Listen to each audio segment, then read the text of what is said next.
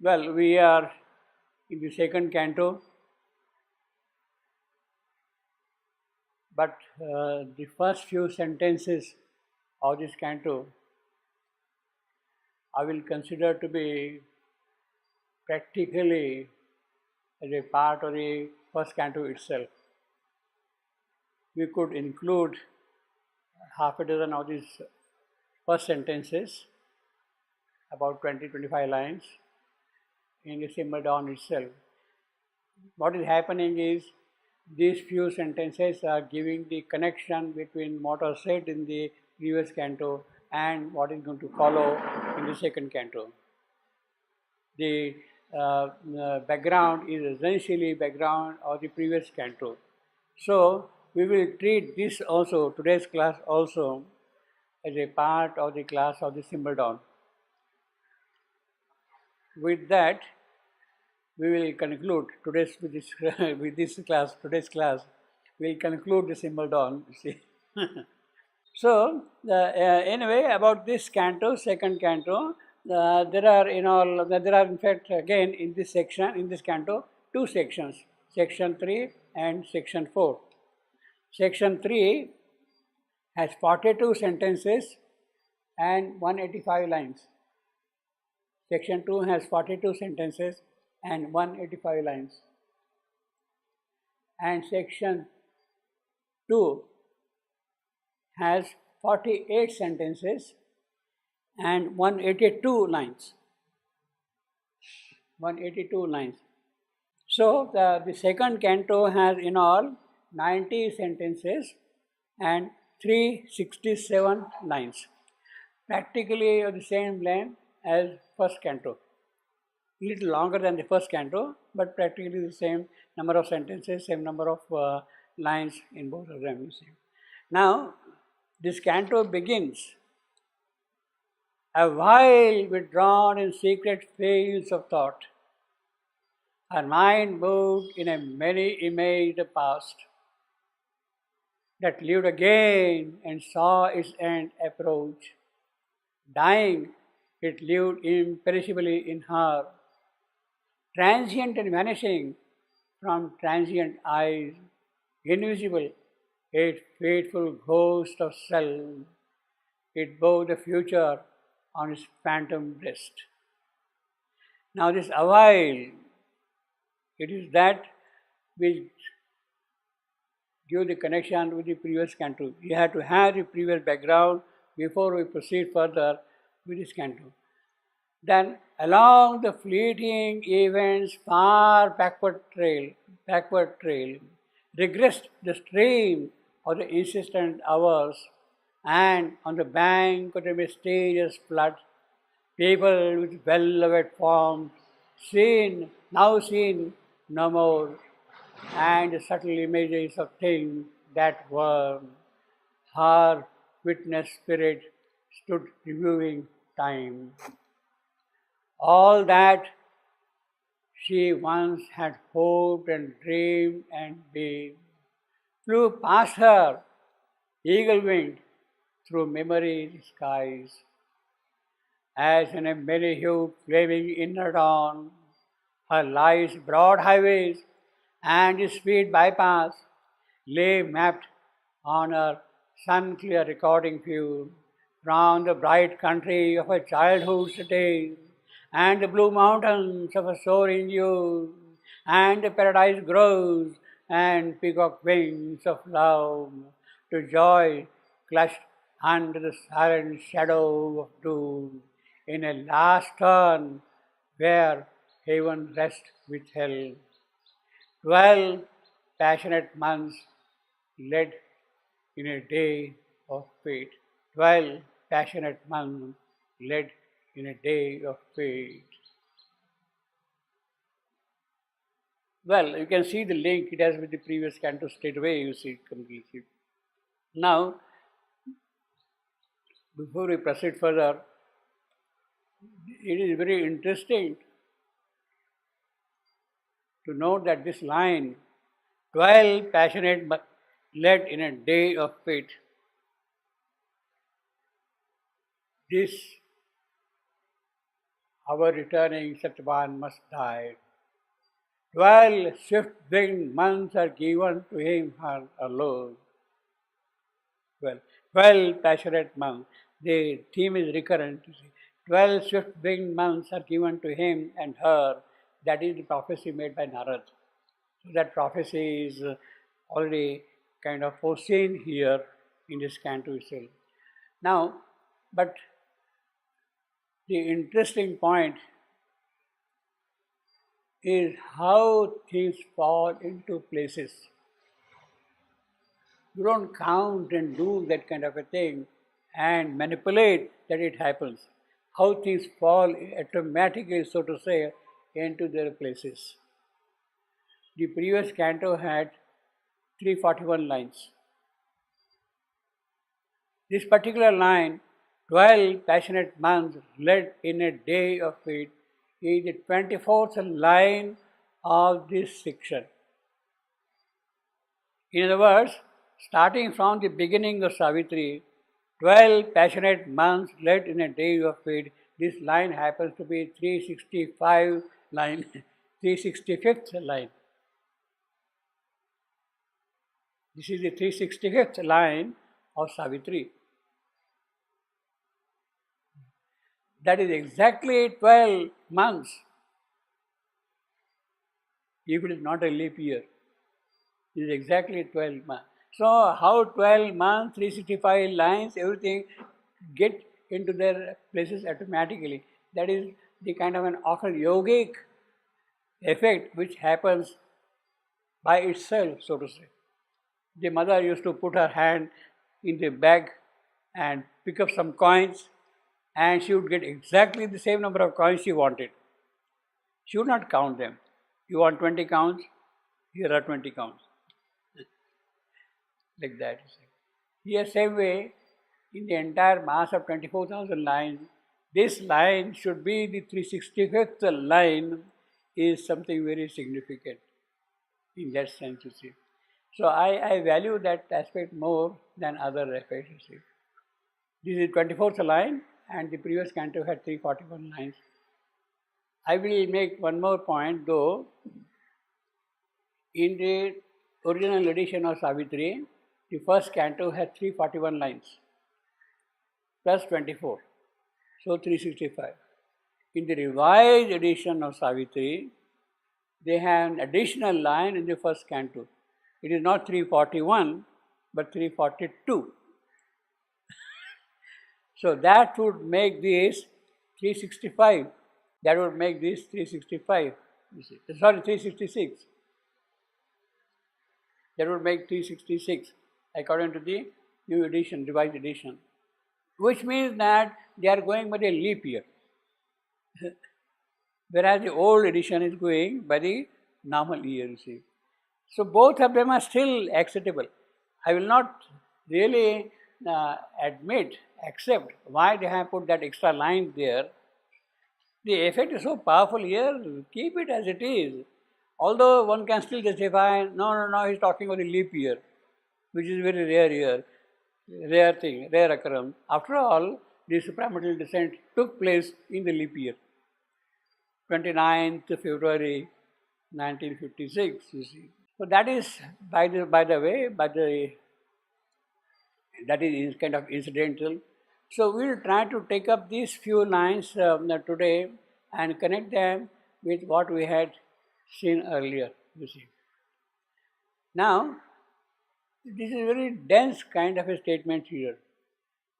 A while all these things were happening, memory, etc., a while, withdrawn in a secret field of thought. Savitri is withdrawn in a secret field of thought. Her mind moved in many imaged paths. See, the memory has awoken. The memory's casements have opened out, and the entire past is what Savitri is viewing. And it is that past now which is kind of displayed here. We will see that in more detail. That lived again and saw its end approach. That past is now seeing its end approach. Dying, it lived imperishably in her. That past is still continuing in her. Transient and vanishing from transient eye, invisible. So, but for her, that past is still there. She has to deal with the past. She has to find out why that pang is there, why that pain is there, what is the origin of that pang in the past. So that past has to live with her, invisible, a faithful ghost of self. It bore the future on its phantom. Although the past is there, that past is really carrying the future in its breast. The future, the death of Satyavan, and the unfolding of the future received. The first few sentences, first five in particular, 12 passionate months up to that point, 24 lines. First five in particular of the second canto of Savitri, the issue had direct relationship with the first canto. A while, it begins with that, the connection is there.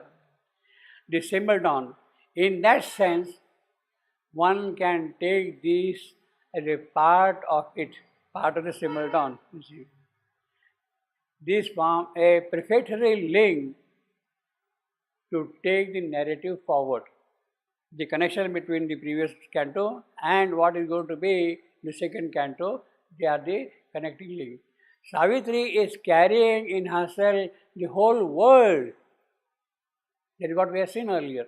The cosmic dread is also Savitri's dread. The universal mother's love too is Savitri's love.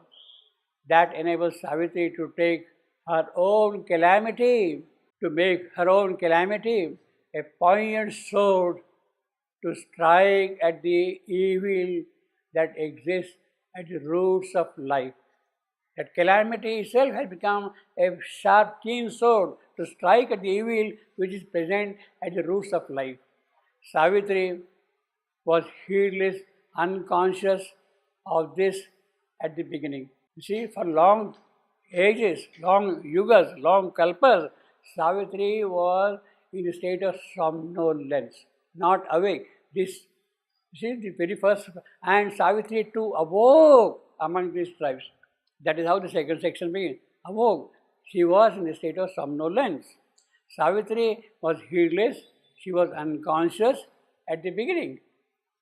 Somnolent, as she lay in the lamp of Earth's original somnolence, means the consciousness had not really awoken up. She was listless, she was inert, she was oblivious of the things which were there around, oblivious of what she had come here for. She was not aware of that thing. But then a faint remembrance started moving. She started recollecting something in that somnolence. That is what is somnolence, sleep. Moving like a mute shadow, and Savitri put her hand upon her bosom. She recognized that a long lingering ache, there is a pain in her heart. But she knew not how that pain had come, how that ache had come, why it is there at all, where from it has come. Of that she has no idea at all. That is what we are seeing, because she was in a state of somnolence. This is the sensation of the ache. There is the sensation of the ache. And she stirs, her life shares the cosmic load. The moment she stirs, suddenly the cosmic load, she is able to see that thing. The body's voiceless call, in fact, that is the most important thing. It is the body's voiceless call that summons her to her mission's work. Savitri starts traveling back in time, back to the point when began time. She is moving into the deepest past. At the beginning of time itself, to the zero moment, she must find the evil that is present at the roots of life, the forgotten past that gave rise to that evil. She sees old events in darkened rooms, because all the rooms are darkened. So now she started, that memory has awoken, she is seeing old events in the room, you see. These now getting slowly lighted, memories, windows open. As the sight deepens, Savitri sees the three ancient disputants. The moment she has awoken to the age, what does she see? She sees the three ancient disputants, earth and love and doom. Earth and love and doom. They wrestling in the enormous mind. They born of the inconscient. All the three are born of the inconscient. That is what we are saying. She sees them awaking to struggle and the pang divine. It is they, these three disputants, she sees the struggle. She sees their pang divine. Perhaps they were not aware of it, but Savitri sees that they are experiencing the pang divine. Savitri sees in the shadow of a flaming heart, in the heart there is a kind of a shadow there. What does she see in the shadow? The figure of high and godlike pain. In her heart there is a shadow, and in the shadow she sees godlike pain. The god of pain himself she sees there. Pain in her heart. He is staring with large regarded. See, it is a stone statue. So the eyes are open. So he is simply staring, the eyes. They are simply looking. But they are not seeing. See. In the case of a statue, the eyes are open, the eyes are seeing the space, but they are not able to recognize what things are. Large regardless eyes, staring into deep space. He is a stone still figure, and with the eyes that see not things, see the timeless depth of grief. See, it does not see things at all. It does not, but it sees the timeless depths of grief. Those eyes see not things, but they see the timeless depths of grief, where from that grief has come. Dim depth of grief, but does not see the goal of life. That pain sees only grief, but not the goal, the aim of life. He is carrying his official assignment. That is what he is doing, Swami. He afflicted by his own harsh divinity. There, daily, he waits for Savitri's unwept tears, but she remains unappeased. But he remains unappeased. She is offering, because he is a god of pain, God. So she is making an offering to him, but he is not satisfied at all. He is not. Why does he not satisfied? What more does he want? That god of pain. What does he want? What more? Savitri makes daily oblations of her unwept tears, but this god of pain is not satisfied. But he is not satisfied because Savitri has to find an answer to man's fierce question. Savitri has to discover the answer to man's fierce question. Unless Savitri discovers the answer to man's fierce question, he does not remain satisfied. So, Savitri has, in other words, the appeasement of the God, the satisfaction of the God will come when Savitri finds the answer to man's fierce question. What is the fierce question? Life for this mortal inescapably accompanied by death. What is the fierce question? Life for this mortal, for man, is accomplished by death in a very inescapable. Death is bound to be there always. For God of pain, his harsh divinity, demand an answer to it. Savitri has to find it. That is what she is reviewing all the while. Savitri lay for too long in somnolence. You see, how many yugas have gone? How many avatars have gone? Kalpas have gone. See, eons, the entire history of evolution behind it, starting from the zero, that is there. Savitri lay for too long. She was not. See, Mother says, no, since the beginning of the earth, whenever and wherever there was a possibility of manifestation, I was there. Whenever there was a period of long somnolence, so to say, there. In fact, Savitri lay too long in somnolence, but now she has to begin again the continuing sacrifice earth offers to immortal ecstasy. Earth is constantly offering her sacrifice to earth. This sacrifice has to begin again. That sacrifice has to be begin with Savitri. Savitri must do it. She must do it and see that the high and godlike pain is satisfied. In other words, with the help of the sacrifice, Savitri is going to find the answer to man's fierce question. with the sacrifice, Savitri is going to find the answer to man's fear question. In fact, the sacrifice has begun now directly beneath the eternal hand. This new sacrifice, the eternal hand himself is present there. It is in it there is the fullest certainty of the sacrifice succeeding. Obviously, because it is under the eternal hand, the sacrifice is bound to be a success, obviously, bearing the desired fruit. Savitri had sacrificed her heavenly pomp and glory and richness. See, she is a royal princess in the heavens, divine goddess. She has sacrificed that and she has come here, her royalty and majesty, and taken the mortal birth. But that splendid sacrifice seems to go in vain. The immortal has become mortal. That is the sacrifice for sacrifice. But that sacrifice doesn't seem to bear the desired fruit. Therefore, the sacrifice has to begin again. Another kind of a sacrifice in the mortal conditions. You see, she must make now another sacrifice in the mortal world. That is the important thing. She must make sacrifice in the mortal world. Lit the yajna fire in the darkness of the night. She must make her life an altar. She must make herself the sacrifice.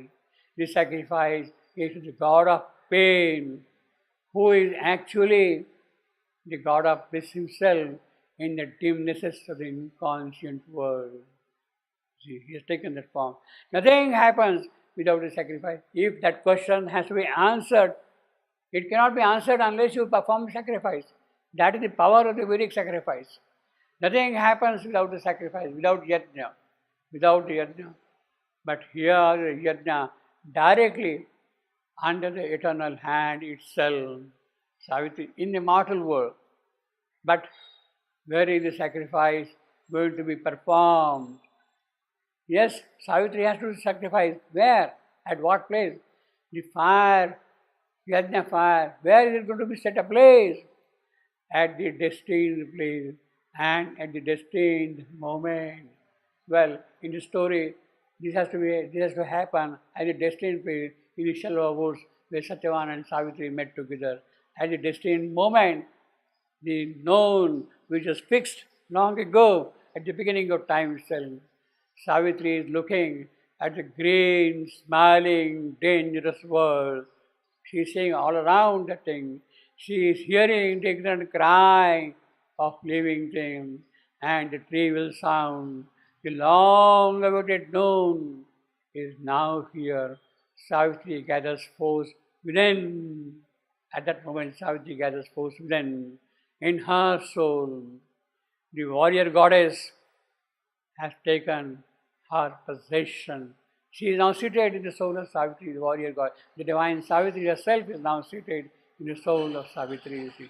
The warrior goddess, well, you may call her Durga if you like, but she is the warrior goddess. This is all on the day Satyavan is to die. All that things she is recollecting. And therefore Savitri is recollecting all that things. Why the sentence is there, you see. Now I will give a little background about the way in which the composition of the symbol dawn has proceeded. It is important. See, starting from 1916, the first written draft which is available is dated August 1916. Starting from that till 1950, for those 35 years roughly, Savitri's first draft, first canto, had gone through roughly 40 drafts, 40. He was writing. That is why you see such density in that, such condensation in that, you see. And so many things kind of packed in 341 lines, you see. So that is the kind of a density. So we'll have a little look at that. The earlier drafts of Savitri made roughly during the 15 years from 1930. See, earlier drafts. Now I am skipping from 1916 to 1930, but the relevant drafts you can start from 1930 onward. The earlier drafts of Savitri, made roughly during the 15 years from 1930, acquired the definite focus of the material powers resisting spiritual possibilities that must enter into the dynamics of operation in this world. What are the material powers? Why they are opposing the spiritual possibilities?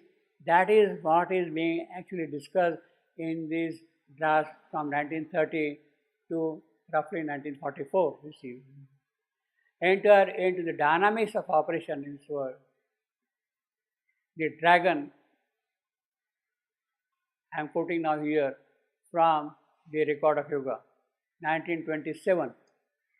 She able to rise the four powers which oppose the divine manifestation: the dragon, the sphinx, the knight, the rock. He has named them the dragon, the sphinx, the knight, the rock. The dragon who preserved the old law, the sphinx of eternal questioning. She keeps on questioning sphinx. Knight, eternal negation. She will keep on opposing and opposing and opposing. Knight. And the rock of the eternal inertia represent these material powers. These are the material powers, these four: dragon, sphinx, knight, rock. These material powers are opposing the entry of spiritual possibilities in this creation. There is a further specificity, not of the general spirit of night, but of the mind of night. You see, we are seeing that in the earlier drafts, Shivandu had written, at least in 3 drafts, she had written the phrase across the path of divine. They used foreboding mind of night. This is what we got. Instead of mind of night, the previous 3 drafts had the spirit of night. And then he changed the spirit of night to mind of night, which is very significant kind of a change in the context of these 4 powers: the dragon, the sphinx, the knight, the rock. Significant power. After, yes. Still, why mind? Yeah, we're coming to that. Mind of night, obstructing the arrival of the divine event. The issue involved is a cosmic issue, obviously, not Savitri's personal, but the cosmic issue, which may get reflected in one way or the other in the life of an individual. Basically, the whole problem which the symbol dawn is posing is a cosmic problem. But that is getting reflected now for action and execution in the life of an individual, that is Savitri. Individual, or in the universal working, such as the ugly Holocaust war. You see, that is the 1945, 1942, 41 Holocaust war. But most fundamentally, it is a problem of this creation itself.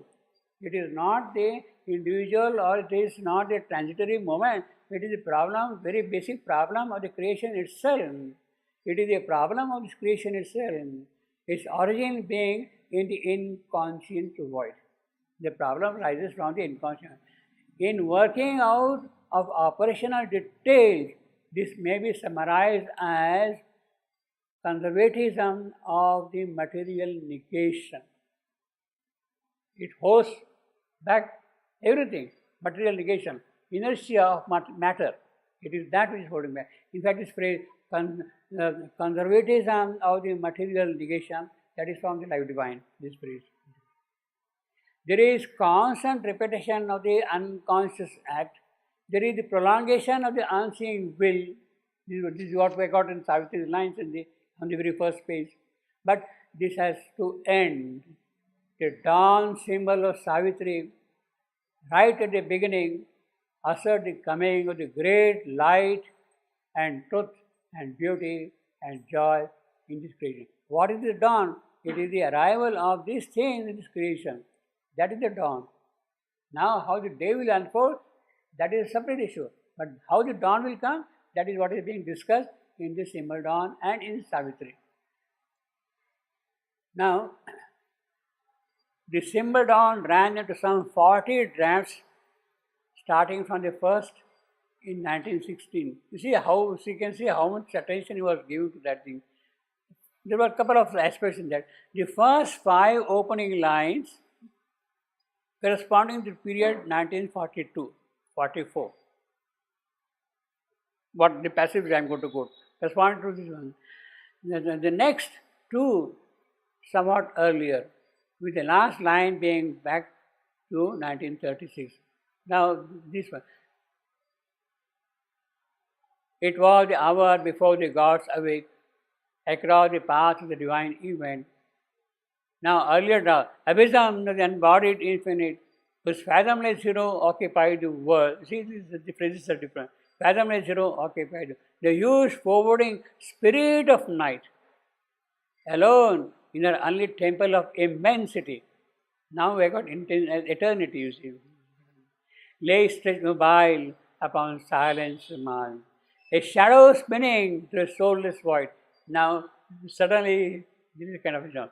A shadow spinning through a soulless void.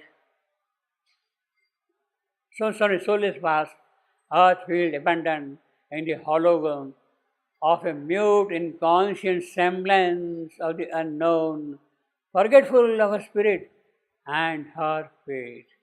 Forgetful of her spirit and her fate. The impassive skies were neutral, empty still. So you see, the earlier passage, you can see later on how it got expanded with the completeness which I got here. Now here, this phrase is the spirit of night, which got suddenly changed to mind of night. We have discussed it, but we'll see it again in a different context here. In the 3 earlier drafts, previous to this draft, this passage, the 5th line has the phrase, the spirit of night. This, under the sudden compelling force of inspiration, became in the next the mind of night. Actually, when he was copying the earlier draft, he wrote spirit, struck off that thing, and immediately made mind of night. He did not even complete the word spirit, he simply wrote spirit, struck it off. So, a kind of a compelling inspiration out there at that moment suddenly entering in, which made him change that kind of a thing, you see. That is the most important thing, you see. Actually, I got the facility on that thing also.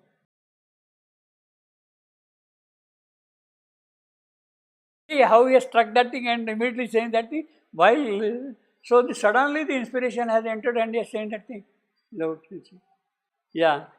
So in the 3 earlier drafts of this passage before 1942, the line has the phrase the spirit of night.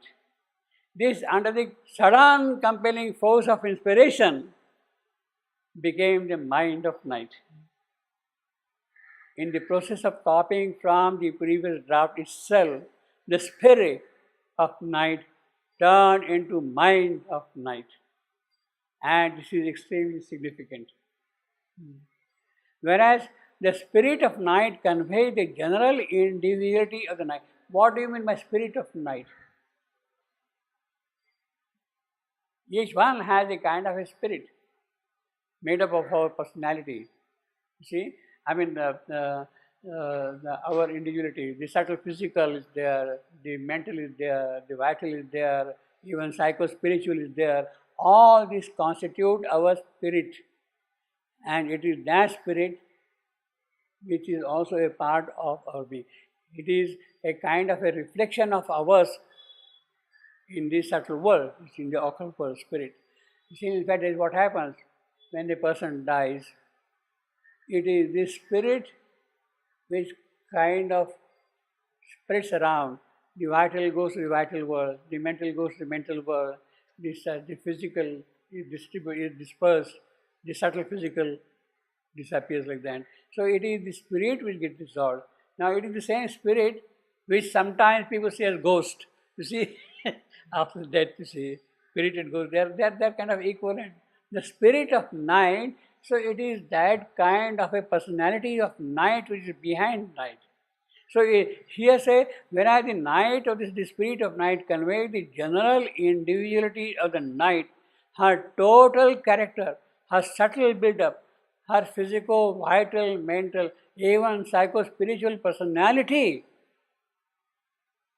the mind of night pinpoints the exact occult yogic aspect.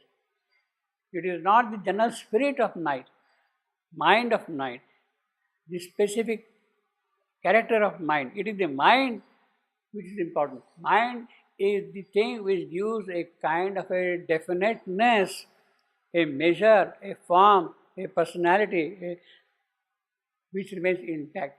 So it is that which is now coming in the way of the divine event.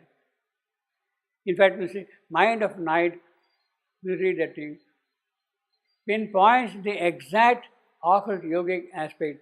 The truth is, even if night should disappear,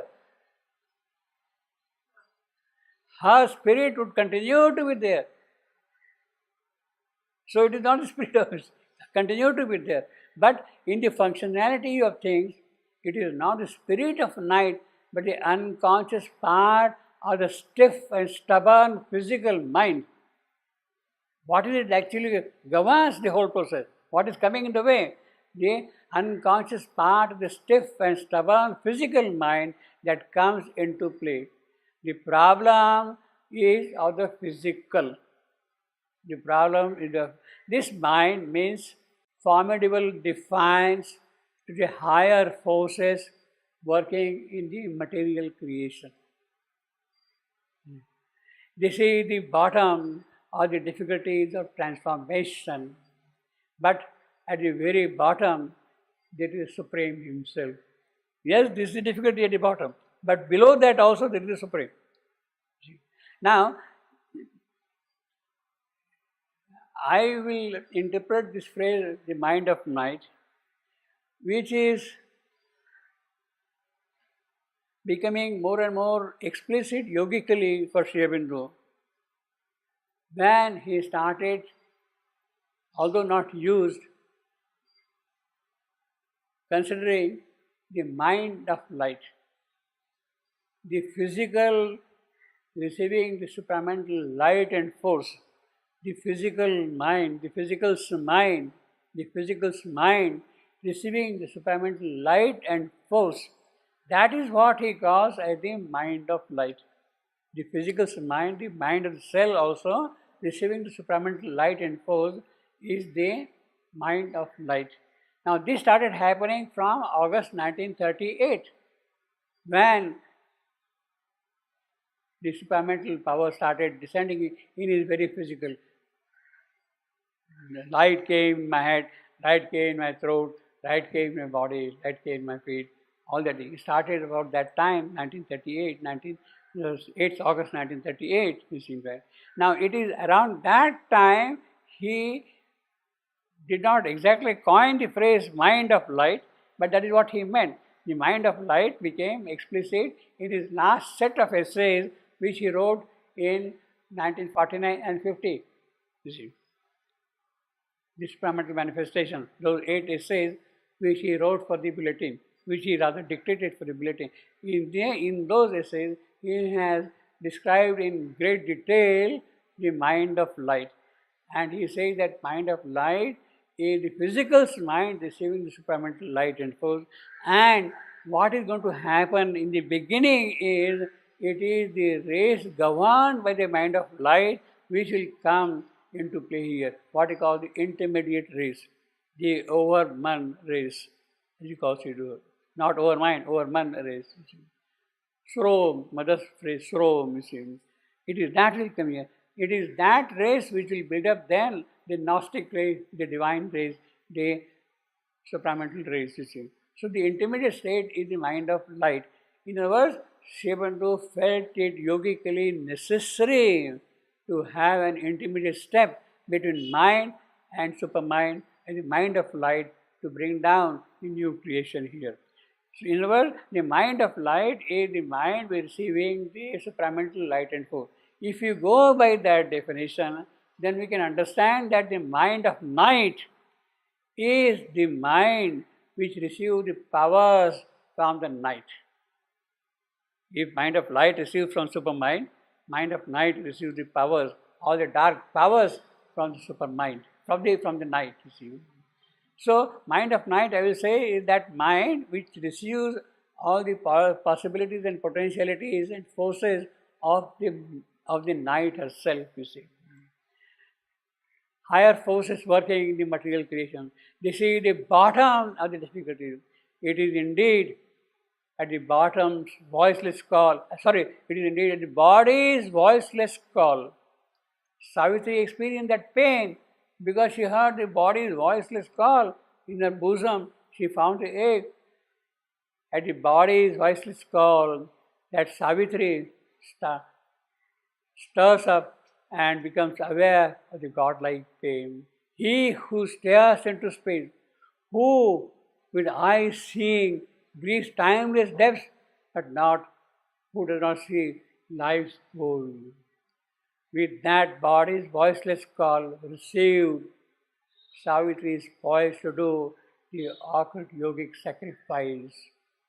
Sacrifice to see the life's goal. That goal is reached and she is going to do the sacrifice under the eternal hand. So,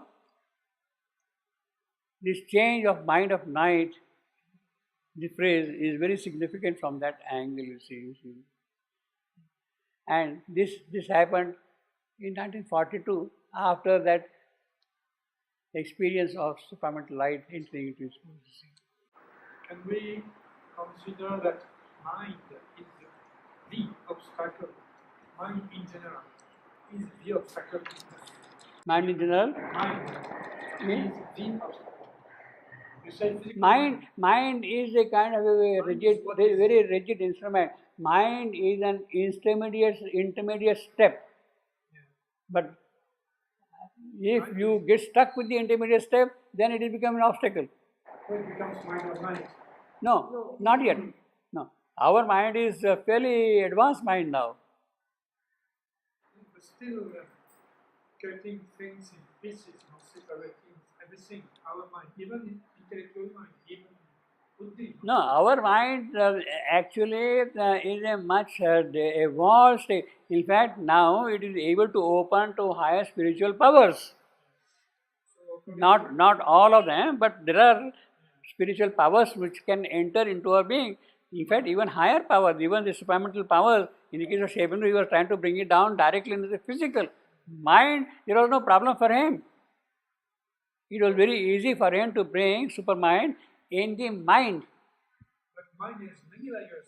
Yes, of course, mind goes all the way from the spiritual mind ranging from higher mind, intuition, Oh yes. over mind. These are the spiritual ranges of mind. You see, higher mind, illumined mind, intuition, and over mind.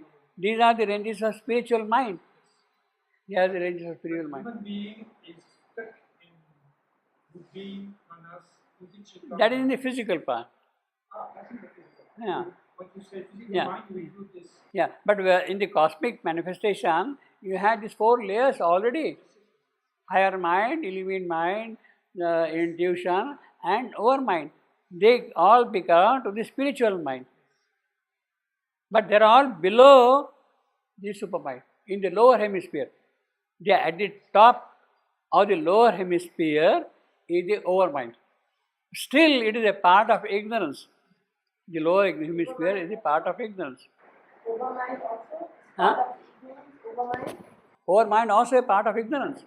Yes. Part It knows the multiplicity, but it does not know the unity. but the gods are there on the Yeah, so what? They are there. Is God is fighting with other God? Yeah, well, of course they do. Lower packaging. Yeah. Yes. And all these religions which have come up are because of that. So we can say, sorry, No, no, no. so we can say that mind of mind is mostly buddhi. No. You see, Physical mind? look, you see, the mother says very clearly that before mind entered into inconscience,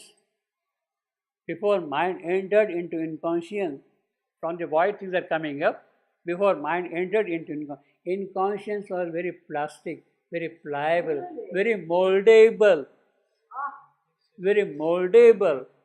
But the moment mind, it became rigid, it became fixed, it became firm, it became firm. And that was necessary because whatever was coming out of the inconscience, if it has to survive the power of the void swallowing everything, there has to be some kind of a firmness somewhere. So mind of night, in a sense, was playing a positive role that it would not allow things which are emerging to go into the void. So that is why the inconscience, which was very pliable, plastic, elastic, and all kind of thing, it became very rigid, firm, stiff This is with the mind. of night. This is the mind of night. This is the mind of night, you see, exactly. And the whole problem, therefore, is pinned down now to the mind of night.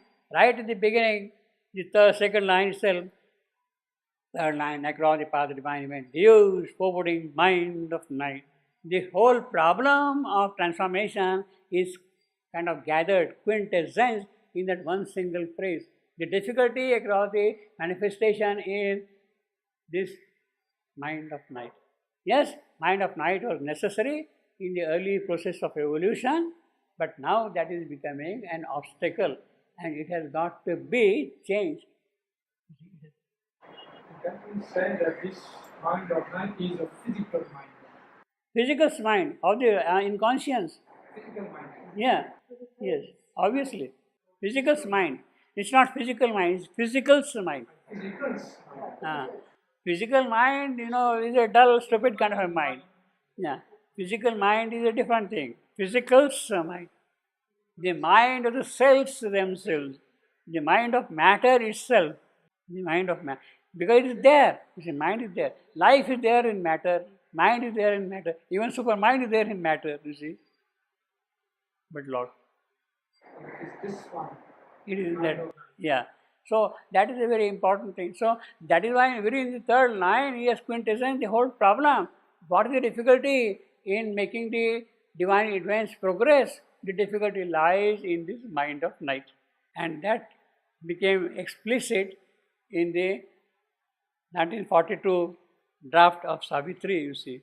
The preciseness of problem is present here, you see. And Savitri is reviewing now the whole thing. He is waking up, you see. Well, let me tell you one thing now. A while withdrawn in secret fields of thought, Savitri is, see this description in this in these sentences is to be read at two different levels. Although language at times seems to say that Savitri is remembering her childhood, how she was born, how she grew up in the palace, how she learned arts and craft and horse riding and chariot driving and all that kind of a thing. All that thing is there, and how she met Satyavan, that is there. But actual thing is, Savitri is not waking in that sense. Savitri is waking from her deep sleep of somnolence when she entered into the earth. The moment Satyavan plunged into the void, Savitri also entered in, but she was in a state of, she lay in the earth's original somnolence. She lay in the earth's original somnolence, in the inconscient state of unawareness. She was heedless, she was careless, she was not recognizing what she has to do. So, through the long eons, Savitri had to make a progress, and that is what she is now remembering here. Her mind moved in many imaged past that lived again and saw its end approach. So the entire past is coming like a cinematography picture in front of her. It is not her childhood, her youth, and her discovery of love and that kind of a thing, but the entire evolutionary past is what Savitri is surveying. Now, many imaged a past that lived, dying, it lived imperishable in her, transient, invisible, a fateful ghost of self, it bore the future on its phantom breast. So, as I was saying, this description is actually the description of evolutionary Savitri. So, you have to read this passage parallelly at two levels: the physical, as it is happening in her current life, and as it has been happening through the long periods of evolutionary stages. So, otherwise this has no meaning, you see. Many imaged past is very clear. Many imaged past is not going to happen in the last 16 years. Savitri, at this age, maybe around 20 years or so, she is married and all that thing, and she is not going to remain many imaged past, you see. So, this is the past of her previous birth also, previous existence. Then lived again and saw its end approach. Now she says that yes, it's coming to an end. Satyavan, that this was the day when Satyavan must die. She sees in it the end of that past coming to an end. She sees that past coming to an end. You see. Dying, it lived imperishably. Now, many image past. What could be this past? In fact, we have some kind of a little description in the second sentence. Along the fleeting events, far backward trail. It is not going to be the period of last 16 years of life of Savitri. Far backward trail. Regress the stream of the insistent hour and the bank of the mysterious flood on the bank of the mysterious. The stream of consciousness is going. This is the stream of consciousness which is going. Flood and on the banks of the mysterious flood. People with well-loved forms now seen no people well-loved forms now seen no more. Well, it is not that Savitri was living in the palace and she was seeing beautiful people all around, her friends and colleagues and all that kind of thing, and now in the hermitage she does not see them. It is not that. It is actually the things which were happening in the past, you see. People lived, now seen no more. And subtle, she says now, subtle images of things. So that makes it clear that it is not her immediate life. Subtle images of things that were her witness spirit. So actually it is the witness spirit which is reviewing the entire evolutionary past life of Savitri. Now, all that she once had hoped and dreamed and been flew past her, eagle wing, through memory skies. You see, this is not a question of again last 16 years. It corresponds to eagle wing with strong, powerful wings which can go through ages and ages and ages. That is the kind of an eagle, you see. Eagle wing, powerful, strong wing. All that she once had hoped and dreamed and been flew past her eagle wing through memory sky as in a many-hued flaming inner dawn. So this is certainly the picture of her previous past. Her life's broad highways and the sweet bypass. No, these are not the highways and bypass in Madra where Savitri grew up. They are now in the historical scene of the evolution itself. See. Her life's broad highway and the sweet bypass lay mapped to her, sun clear, recording fumes from the bright country of her childhood days. Now, although he says like this childhood is the beginning of Savitri coming into earth. That is the childhood, not in Madra. This is it. From the bright country of her childhood days and the blue mountains of a soaring youth, she is going up. You see, that is what we are going. And the paradise groves of peacock wings of love, meeting of Satyavan Savitri. I mean, that is the immediate context. But paradise grows and peacock wings of love, that is Satyavan who is trapped in the fields of death, you see, in the hands of death. And the paradise grows of love. to joy clutch under the silent shadow of doom. In a last turn, where heaven raced with hell. Well, this is the decisive moment of Satyavan's death. That is the last moment. 12 passionate months led in a day of faith. Now, these 12 passionate months, these are not really 12, these are eons and eons. These are eons and eons, yugas and kalpas and kalpas. You see. They are coming to this particular moment in a day of fate. Day of fate, it is not only the working of the inconscient nature, all the cosmic forces, the divine forces, the cosmic forces, the inconscient forces, they simultaneously working together. It is that which constitutes fate, the individual and the universal, and also the transcendental forces coming into picture. That is what constitutes fate. Fate is not only night and all that. It is the totality of the operations here in the dynamics of life. That is what constitutes fate, you see. Now, many huge images, broad highways, and subtle images, I feel this is a reference to the earlier stages of evolution. In the traditional sense, this would mean bright, this is a well-loved form seen no more, and bright people and all that kind of a thing. These belong to the early stages of evolution. If you go by the theory of evolution as given in the Puranas, the 10 avatars, then this whole period which is described here in this sentence, I would connect it with the 4 first avatars of Vishnu: Matsya, Kurma, Varaha, Narasimha.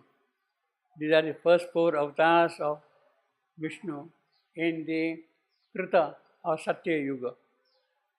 So it is that Savitri saying, Matsya avatar, the Vishnu has come as a fish. Vishnu has come here as a tortoise or a turtle. Vishnu has come here as a boar, Varaha.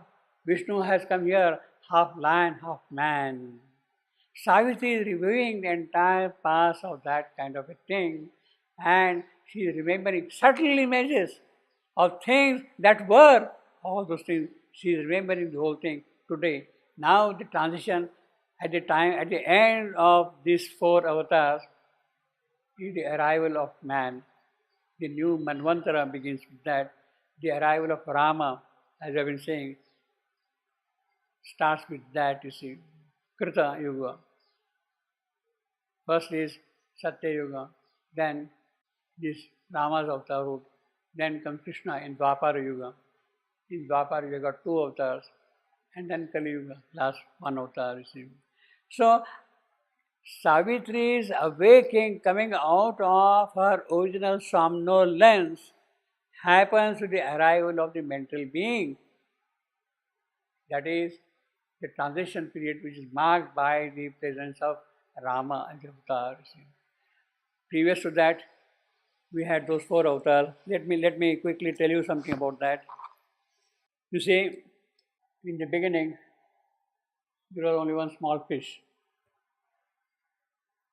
But then the first Manu,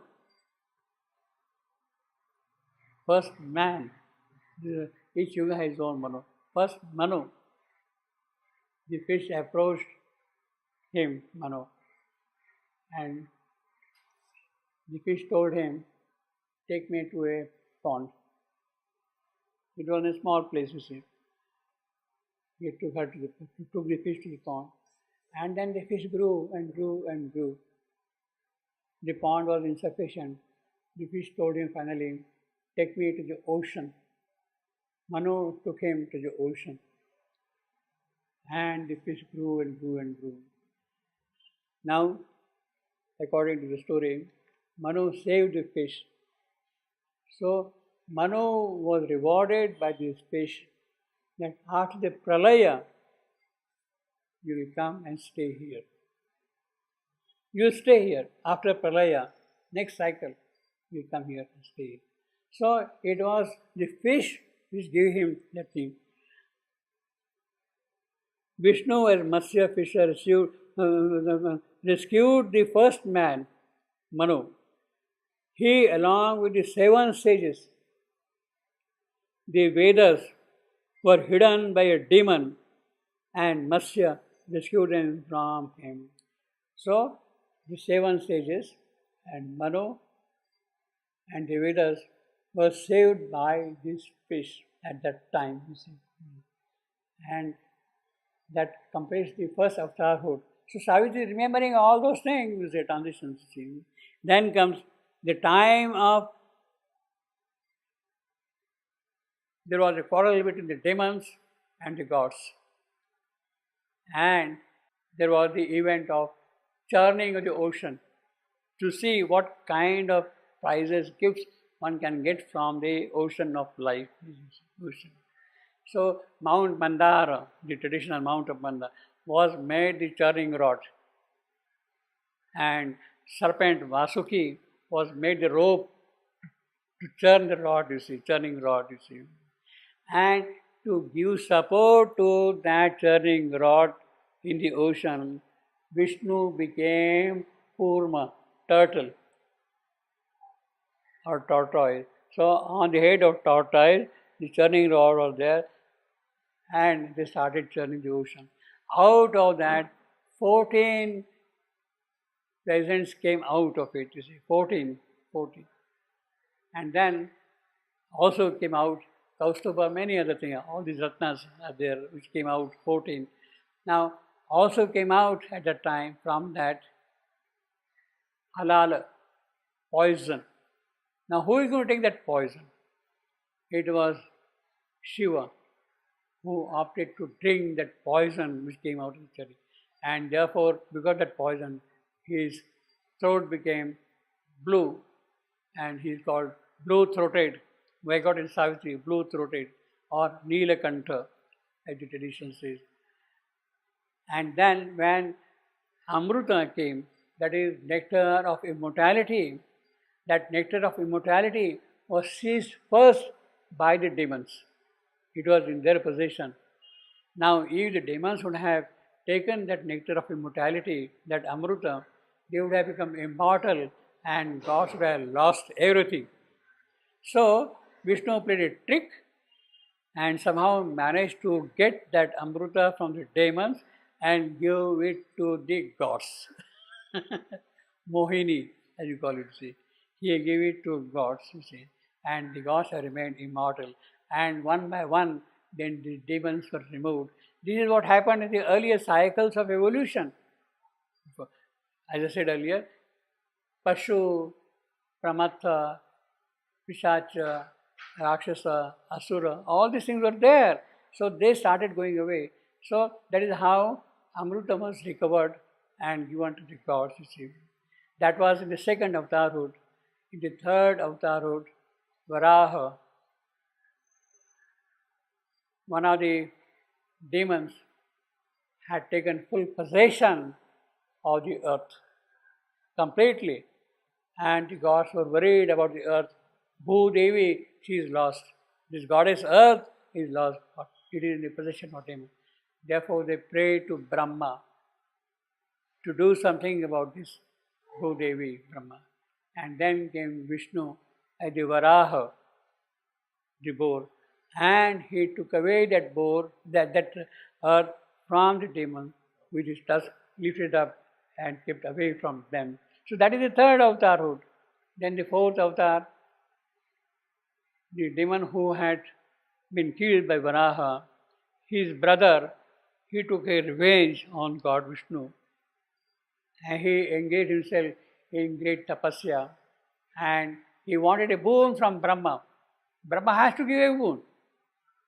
And he says, I want to be immortal, not to be killed by anybody. Brahma says, I'm sorry, I can't give that boon, because I am myself, I am not immortal in that sense. With the pralaya, I also disappear. So I am not immortal, I can't give that boon. You can ask something else. So this man became a little clever. He says, I should not be killed by somebody who is born of a woman. I should not be killed by somebody who is breathing, doing this, that kind of a thing, etc., etc. Brahma said, okay, all right. But when the moment of death came, then he came out. I should be born here, there, like that, to be killed by it. I should be born dead on the lap of somebody like that. So there was a pillar, and then it is out of that pillar, Narasimha, the half lion, half man, came out. He took this demon on his lap and tore him apart. You see. That is how he was killed, you see. And that happened because the son of this demon, Prahlada, was a great worshipper of Vishnu. Great worshipper of Vishnu. The boy Prahlada was a great worshipper of Vishnu. And Prahlada was tortured by his father because he was worshipping his enemy. You see, he was tortured by his father. And one day his father asked him, do you think that there is God in this pillar? Prahlad said, yes, he is there. And he came out of that pillar as Narasimha and killed his father. So the entire pageants of that historical process, Savitri is viewing here, and the subtle images of things that were her witness spirit stood striving, reviewing. The entire, if you go by the historical account, well, these are kind of figurative description, but this is what it means that. So the Savitri actually right in the very first canto, first section here, is reviewing the entire past year and moving forward. And then the race is such of all the eons that these 12 months gathered in a single day of fate. The 365th line is, as we have been seeing it. Well, that is a little background. We'll see some of these paintings of Bhutan.